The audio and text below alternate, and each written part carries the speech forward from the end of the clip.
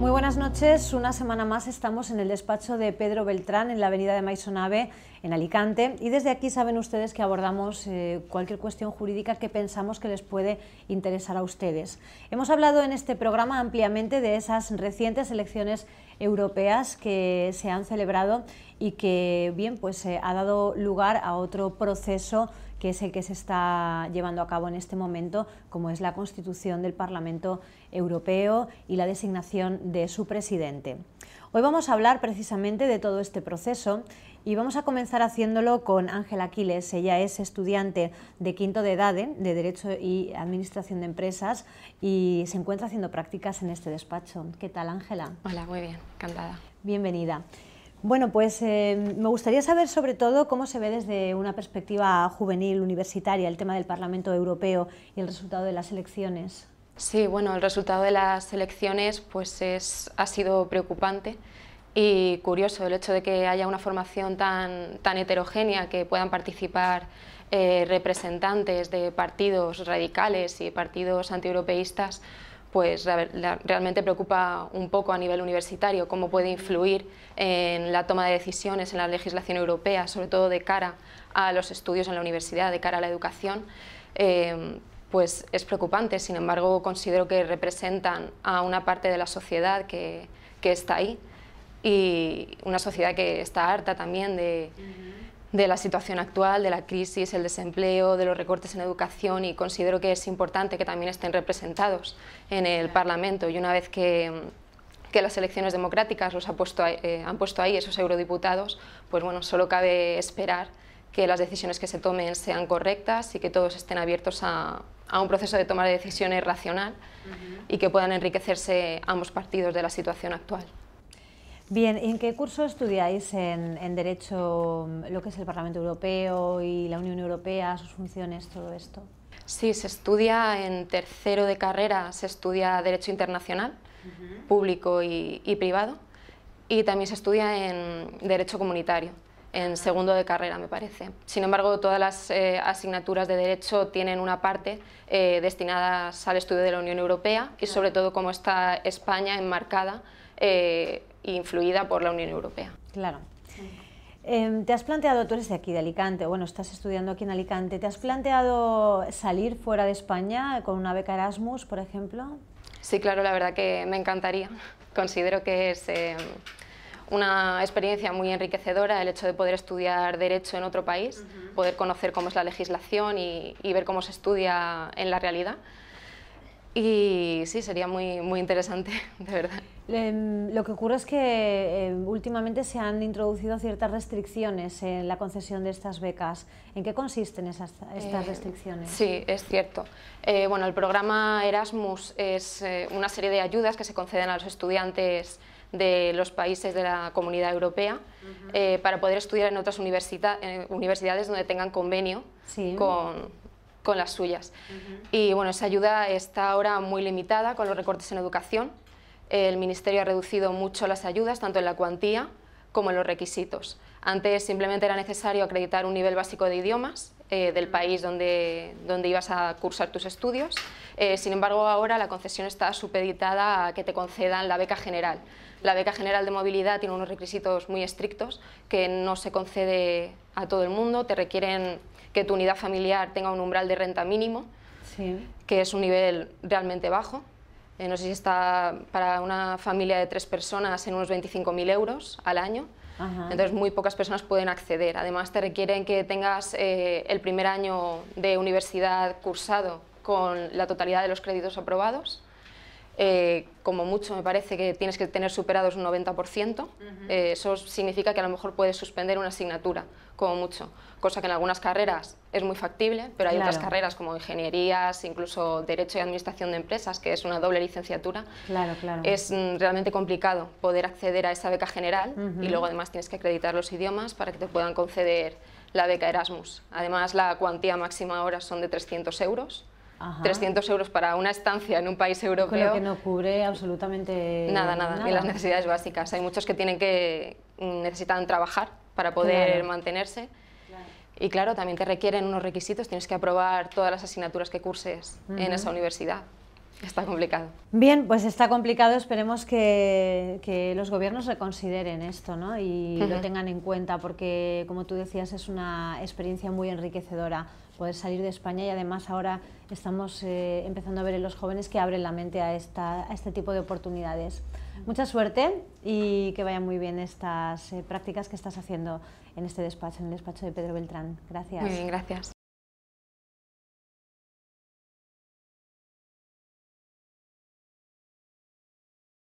Continuamos y lo hacemos en esta ocasión con Brian Martin y Pauline Barreira. Ellos son de nacionalidad francesa y realizan prácticas también aquí en el despacho de Pedro Beltrán. ¿Qué tal? Bien, Hola. muy bien.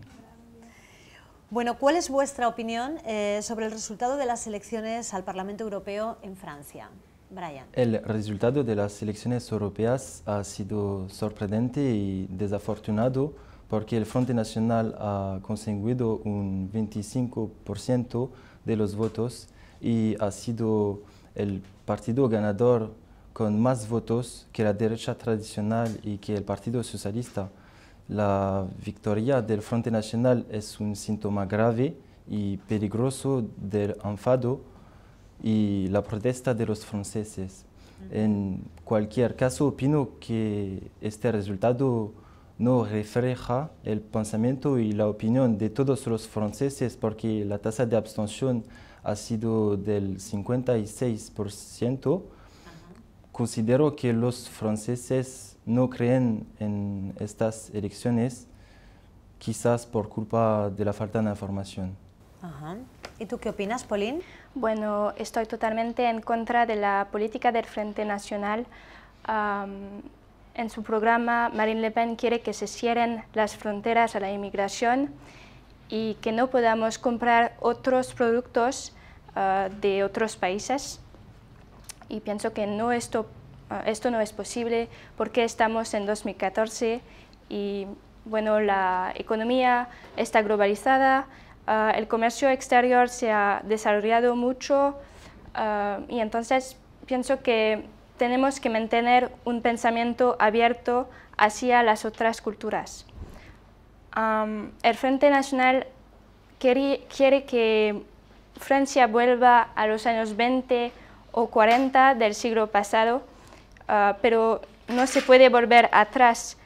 Hay que ir siempre hacia adelante y no hacia atrás. Dice también que las multinacionales deben estar en Francia para dar trabajo solamente a los franceses y bueno, que las otras personas de religión musulmanas o judías, pero también portugueses, españoles o italianos que residen en Francia, bueno, tendrían que irse de nuestro país, tendrían que irse todos aquellos que no tienen la nacionalidad francesa. Me parece un problema enorme que este partido sea racista. Problema. La verdad es que sí, tenéis toda la razón. ¿Pensáis que Marine Le Pen puede ser la nueva presidenta de Francia? Pienso que esto es posible si la situación política francesa no cambia. En efecto, la UMP, partido de derecha que no acaba de estabilizarse y de encontrar su fuerza después de las elecciones presidenciales de 2002 y de la salida de Nicolas Sarkozy. El Partido Socialista, partido de la izquierda que nos gobierna actualmente, ha hecho muchas promesas falsas a los franceses. Algunos electores se encuentran perdidos ante esta situación y no saben a quién deben votar, no saben a quién que creer. Sí, sí, entiendo. Es una situación complicada que depende pues, de cómo evolucione en los próximos meses la situación de Francia. ¿Qué opinas, Pauline? Bueno, pienso que es una posibilidad viable si la gente no tiene en cuenta a la historia de Francia. Y entonces me da mucho miedo que este partido gane las próximas elecciones.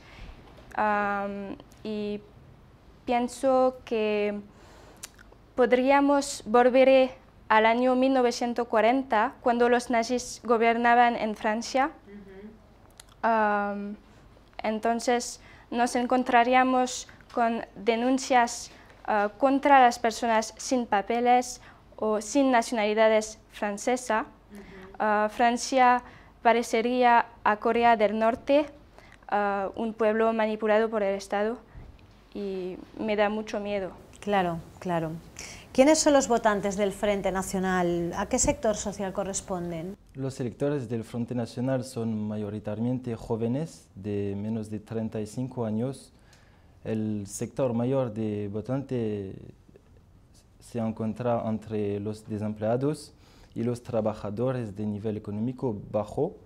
A las personas a las que más le ha afectado la crisis son que votan por el Frente Nacional porque no se imaginan ninguna posibilidad de futuro y ellos ven cómo su poder adquisitivo baja y los impuestos aumentan. Ellos han votado a Marine Le Pen y lo que quieren es echar a los extranjeros. Y el tema de la inmigración es determinante para un grande partido de los electores y Marine Le Pen le da mucha importancia en su programa. Lo que pretenden es expulsar a todos los inmigrantes. Piensan que eso de forma conseguirán trabajo los que están desempleados. Bien, por último, Pauline, ¿qué opinas sobre esta cuestión? Pues pienso que las personas, los votantes son personas racistas, por la mayoría personas jóvenes que han sido manipulados. Y estoy de acuerdo con Brian en el sector de que la mayoría de las personas son personas desempleadas y que están más afectadas por la crisis económica. Muy bien, pues muchísimas gracias. Esperemos que la situación en Francia mejore y que no quede un país en manos de, pues, de gente como esta, ¿no? Sí. Gracias. Gracias.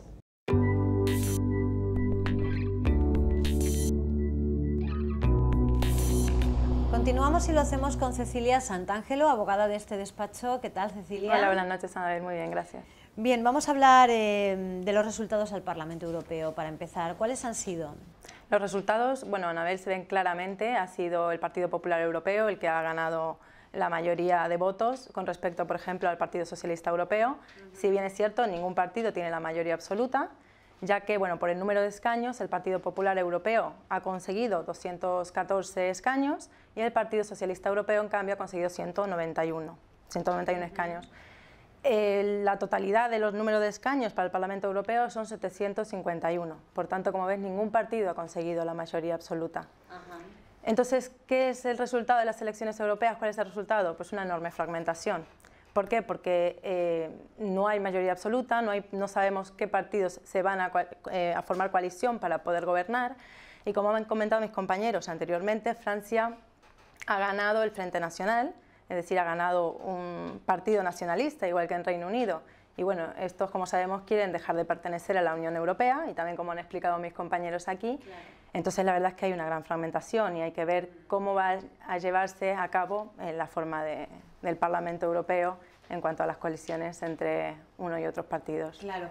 ¿Cuándo se prevé que se pueda designar presidente a la Comisión Europea, de la Comisión Europea, y quiénes son los candidatos? Sí, Anabel.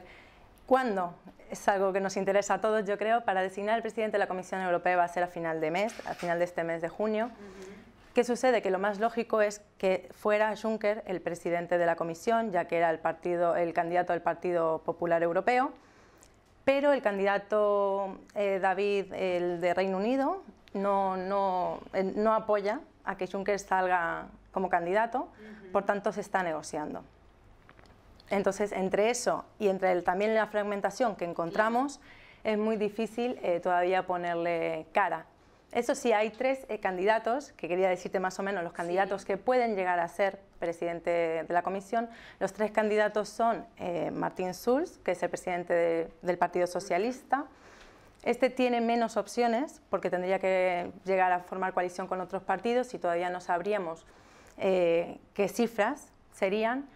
Como segundo lugar, que bueno, sería más bien el primero, estaría Jean-Claude Juncker, que es el que tiene más opciones. Claro. Y bueno, como tercero podríamos poner un candidato griego, un candidato de izquierdas, pero que ha sido elegido en su país, pero no en el resto de la Unión Europea. Claro. Entonces ese es más complicado realmente. Ajá. Para terminar, ¿en qué influirá el resultado en la política española? Ay, a ver, con todo esto yo creo que bueno, hay voces que dicen que la abdicación del rey ha traído causa de esto, también que la subida del partido político Podemos también, hay otros que en cambio dicen que no, que todo estaba planeado. Realmente los resultados de las elecciones a nivel nacional no supone ningún cambio de momento, es decir, no se cambia ni las autonomías, ni los municipios, ni se cambia el Congreso, no se cambia absolutamente nada. Claro. Lo único que sí que es mirar hacia un futuro y ver qué es lo que están fallando los políticos para ver qué hacer un cambio para que vaya mejor. Muy bien, muchísimas gracias. Gracias a ti, Anabel.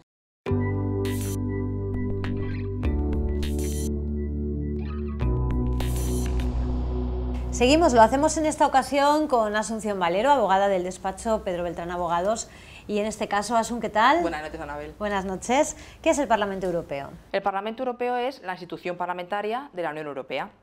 Es la institución, la primera, la más importante, de hecho es la que aparece al principio de todos los tratados. El presidente del Parlamento pues resulta que también tiene como cierto privilegio protocolario con respecto a otros miembros de la Comisión Europea, por ejemplo del Consejo. Sus sedes tiene 3, en Estrasburgo, Bruselas y Luxemburgo. Y básicamente la principal función que tiene el Parlamento Europeo es la legislativa, Anabel. De hecho, se suele decir que el Parlamento Europeo es uno de los legisladores más poderosos que existen en el mundo. Tiene otras funciones, pero digamos que la principal es esa, la de crear leyes. Claro. ¿Y qué funciones tiene el Parlamento? ¿Cuál es la composición, perdón? Su composición. Sí, primero la composición. Eurodiputados. Diputados europeos o eurodiputados, que son los que conforman la Cámara. Además, el Parlamento es la única de las instituciones que se eligen directamente desde los ciudadanos. O sea, son los ciudadanos los que votamos cada 5 años para elegir a sus miembros, que son los diputados. Ahora mismo la Cámara está compuesta por 751, creo que lo ha dicho mi compañera Cecilia. Por dividir, por ejemplo, mira, Alemania es el que más tiene, 99. Le seguiría Francia con 74, sí. luego iría Italia con 73, Reino Unido también con 73 igualaría, luego seguimos con España, que ahora mismo creo que tiene unos 54, ¿sí? Y por debajo, por ejemplo, nos encontramos con Malta, que es el último que tiene, que son 6. Claro. Y bueno, en resumen, Anabel, estos eurodiputados son elegidos cada 5 años por sufragio universal, que es libre, secreto, puede votar cualquier ciudadano de la Unión Europea que sea mayor de edad. Son totalmente independientes en su mandato y lo que se pretende es que rindan cuentas directamente a los ciudadanos de la Unión Europea, claro. No a los Estados miembros suyos de origen. Claro. Exacto, representan a la ciudadanía en su completo. ¿Y qué es la Comisión Europea? La Comisión Europea, Anabel, es el brazo ejecutivo de la Unión Europea. Si el Parlamento es la institución parlamentaria, aquí tenemos como la parte ejecutiva del poder ejecutivo de la Unión Europea. Está formado por 28 comisarios, uno por cada país miembro que lo compone en la Unión Europea. Su presidente, por ejemplo, tiene que ser elegido por el Consejo Europeo y a su vez autorizado tanto el presidente como el resto de miembros de la Comisión Europea, los otros 28, por el Parlamento. De hecho, el Parlamento es la única institución que podría disolver a la Comisión Europea. Una de las diferencias principales, aparte de las funciones, que no son exactamente iguales, es que el Parlamento lo elige directamente los ciudadanos y la Comisión no. Como hemos dicho, tiene que ser nombrado por el Consejo, etcétera, e intervenir directamente de una forma activa el Parlamento. Sí, muy bien. Por último, ¿cuál es la diferencia entre la Comisión y el Parlamento y el Consejo Europeo? Pues se divide, las diferencias básicas, una es en su composición y también en las funciones. Por ejemplo, la Comisión se encarga de trasladar legislaciones o posibles propuestas de legislaciones tanto a la Comisión Europea como al Parlamento. También se encarga de regular que se apliquen las leyes que legisla la Unión Europea, lo hace conjuntamente con el Tribunal de Justicia Europeo. Entre otros muchos asuntos. Por ejemplo, el Consejo, por su parte, está compuesto por, claro que esto es muy diferente, no son 28 miembros como en la Comisión, uno por cada país, sino que está compuesto por los jefes de Estado o de Gobierno de cada país de origen que lo conforman, el presidente de la Comisión Europea y además también tienen que reunirse los ministros de Asuntos Exteriores, Anabel, y suelen reunirse cada 2 años. Ellos toman decisiones de forma independiente a la Comisión y al Parlamento, no están sujetos bueno, tienen que rendir cuentas o elaborar informes de vez en cuando, pero son totalmente independientes en sus decisiones. Básicamente las diferencias principales son esas. Nos ha quedado clarísimo, además, un asunto en el que estoy segura de que a los telespectadores les surgen miles de dudas. Miles. Es que siempre es un poco lioso, ¿no? Esas tres instituciones y que luego nos afectan tanto. Estupendamente. Pero... Así que nos queda muy claro. Gracias a ti, Anabel. Asun.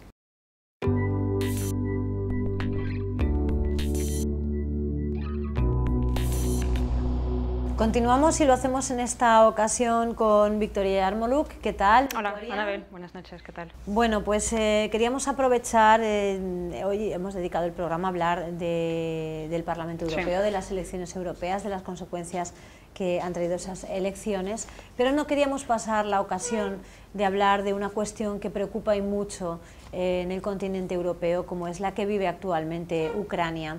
Las elecciones en Ucrania tuvieron lugar en el mismo día en el que se celebraban esas elecciones europeas, y a mí me gustaría aprovechar que, bueno, pues tú tienes nacionalidad rusa y conoces perfectamente esa problemática y que nos contaras un poco cómo está la situación en este momento. Sí, Anabel, a ver, dejando al margen todos los hechos que ocurrieron desde el pasado mes de noviembre, ¿no?, que desataron toda esta crisis, todo este conflicto, incluso guerra civil que ya ha sido calificada como tal en Ucrania, me gustaría remitirnos a los hechos históricos. Y bueno, es que Ucrania fue una de las repúblicas fundadoras de la Unión Soviética en el 1922. Hubo una época complicada en los años 30-40.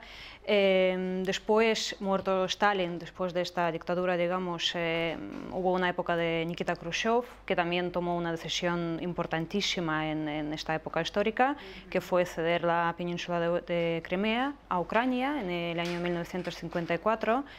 Y digamos que Ucrania alcanzó su independencia solo en el año 91. Es decir, es un país independiente muy joven, ¿no? O sea, que ha tenido también sus épocas difíciles de transición, de crisis económica y demás. Actualmente el país está dividido, aunque no en partes iguales, entre los prorrusos y los pro-occidentales, ¿no?, que se reunieron en la Plaza de Independencia en Kiev, y desde entonces, desde octubre-noviembre del año 2013, pues muestran su rebelión, ¿no?, su desacuerdo con las políticas pues anti-europeas o antirrusas. En fin, hay grupos separatistas de los dos tipos, digamos. La situación con Crimea, digamos que ha sido el momento clave porque, bueno, porque allí vive la mayoría de la población es rusa, se siente rusa, y digamos han pedido ayuda a Putin en esta ocasión. Y bueno, se celebró el referéndum el pasado 16 de marzo, y el resultado era que el 96% de la población quería ser parte de Rusia. Claro. Eso sí, no se ha podido comprobar esos resultados, pero vamos, yo también, siendo de Rusia, yo me lo creo, porque Crimea ha sido de Rusia, digamos, durante muchísimos años. Allí está anclada nada más que la flota rusa. Es una península de muchísima importancia geoestratégica, militar, económica para Rusia, y aparte, pues eso, la población se siente rusa. A día de hoy se celebraron otros referéndums en Donetsk y Lugansk, que siguen las dos ciudades que tienen una situación horrible, ¿no?, ahora mismo de la guerra civil, digamos. Estos referéndums no fueron tomados en cuenta ni por Rusia ni internacionalmente, porque, digamos, en esta situación yo creo que a Rusia solo le interesaba, entre comillas, ¿no?, porque también hay ventajas y sus pros y contras, la península de Crimea, recuperarla. El resto de Crimea es que no queda tan claro, porque también cómo haces tú, cómo cortas, dónde cortas para saber si una parte de Ucrania, el este de Ucrania, puede ser parte de Rusia. Es que es una situación complicada. Sí. Bueno, esperemos que se arregle. Muchísimas gracias por darnos esa visión global del problema y de una forma tan rápida y tan bien resumida. Gracias. Me alegra, gracias.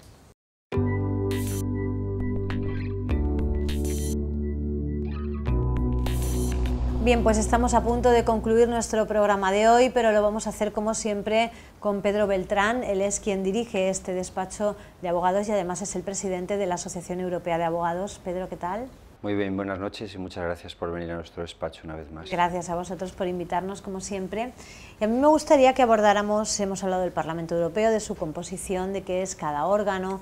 A mí me gustaría que en este caso habláramos un poco y analizáramos cuáles han sido esos resultados electorales y qué consecuencias van a tener a la hora de repartir ese pastel o generar esa coalición que va a permitir que realmente se forme un gobierno que pueda manejar los destinos de la Unión Europea durante estos años.